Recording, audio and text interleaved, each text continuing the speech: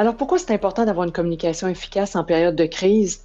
Une période de crise implique d'emblée de l'ambiguïté. Ça génère de l'incertitude, ça génère des inquiétudes. On se retrouve devant l'inconnu, donc on peut se demander qu'est-ce que je dois faire, par quoi je dois commencer, puis on peut assez facilement s'égarer. Donc, si on veut mobiliser les troupes vers la recherche de solutions, si on veut fortifier les liens entre les membres de l'équipe, puis si on veut apaiser les inquiétudes, avoir une communication efficace est vraiment essentiel.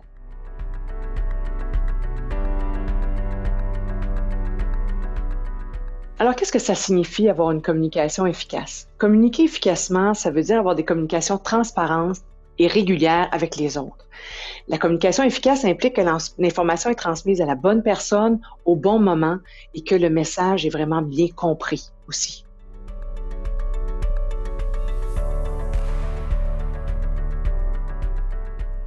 Maintenant, comment qu'on arrive à maintenir une communication efficace en période de crise? J'ai envie de vous faire la comparaison si vous devez appeler un ami.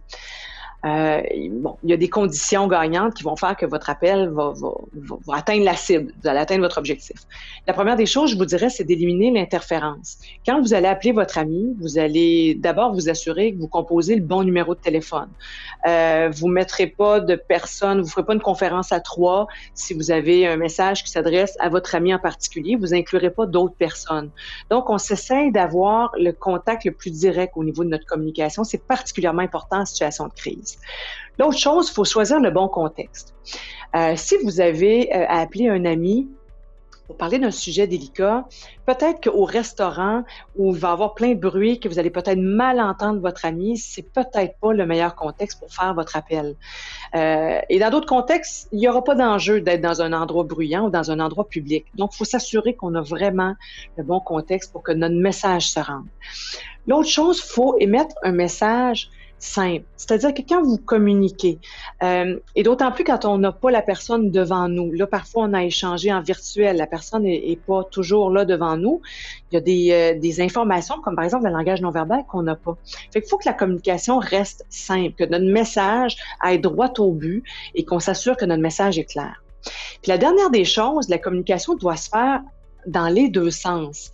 Et c'est particulièrement important en situation de crise de faire preuve d'écoute. On peut avoir un message à transmettre à l'autre, mais il faut s'assurer de l'écoute, de l'écouter. Puis pas juste d'écouter, d'entendre ce qu'il a à nous dire, lui donner l'occasion de s'exprimer, lui tendre des perches, lui poser des questions pour que cet échange-là soit réciproque. En conclusion, moi, j'ai utilisé l'exemple d'une communication par téléphone. Mais aujourd'hui, les façons de communiquer, les moyens de communication sont très, très nombreux. Et en période de crise, il faut savoir nous ajuster, il faut savoir faire preuve d'agilité dans notre façon de communiquer avec les autres. Donc, parfois, ça va être par courriel que ça va être la bonne façon de communiquer si on a de l'information plus générale à transmettre. Parfois, ça va être de façon virtuelle, parce que si on a un sujet un petit peu plus délicat à aborder, on a envie d'avoir le non-verbal des gens, d'avoir leur réponse à ce qu'on est en train de leur communiquer.